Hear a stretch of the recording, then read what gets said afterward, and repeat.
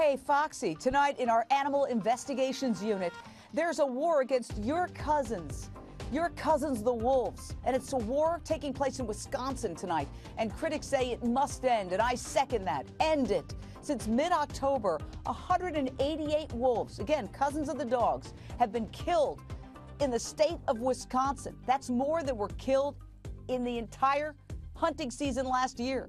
Wisconsin has shut down several hunting zones. The state will allow 251 wolves, however, to be killed by the end of February.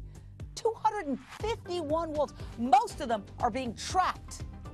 Critics say livestock, hunting, and trapping interests have taken over the Wisconsin Wolf Advisory Committee. Basically, they want to kill the wolves, critics say, so they don't have to spend money protecting livestock with fencing and with cowboys. That's right. Critics say they're killing these precious, beautiful animals, these innocent animals, for profit, to make their lives easier, their jobs easier. We reached out to the Wisconsin Department of Natural Resources for comment. They did not respond. We called them twice, typical of many government agencies that deal with animals. They feel they're absolutely immune. They don't have to say anything.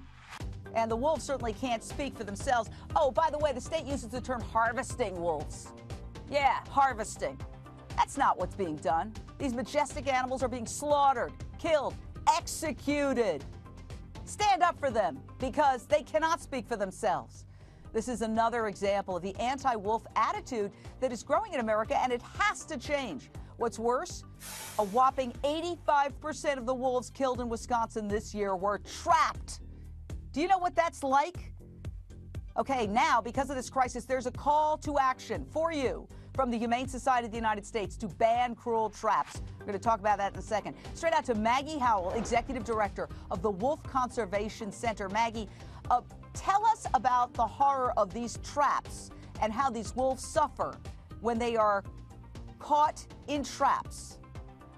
Yeah, trapping is an incredibly barbaric and indiscriminate hunting tool. So not only is it going to have the wolves in great pain, suffering for a long amount of time, often chewing their limbs off, dying of dehydration, it can also be very harmful to pets, people, and other species as well. Look at that animal. I see dogs in Central Park that look like that all the time. They're cousins of my little Foxy here and your dogs at home. We've got to speak up for them. Okay, one of the worst aspects of this is that about 160 of the wolves killed this year were trapped. And that's why, one of the many reasons why the Humane Society of the United States is urging the government to pass the Refuge from Cruel Trapping Act. That would ban body-gripping traps from wildlife refuges. Hunters are allowed to use body-gripping traps in the state of Wisconsin. The organization Born Free USA says, quote, the brutality of these barbaric traps is shocking. The animals caught in them suffer an agonizing, prolonged death. You know, these animals are innocent. They've done nothing wrong. And Maggie Howell, why is it, for beyond the obvious horrific cruelty, a bad idea to be killing this many wolves? Well, wolves are a keystone species. You know, they're ecologically extremely valuable to the environment. They can even be valuable economically. A lot of studies show that people are willing to pay top dollar to go to certain areas to see wild wolves. So we're really killing the golden goose, and it just doesn't make sense. It's obscene.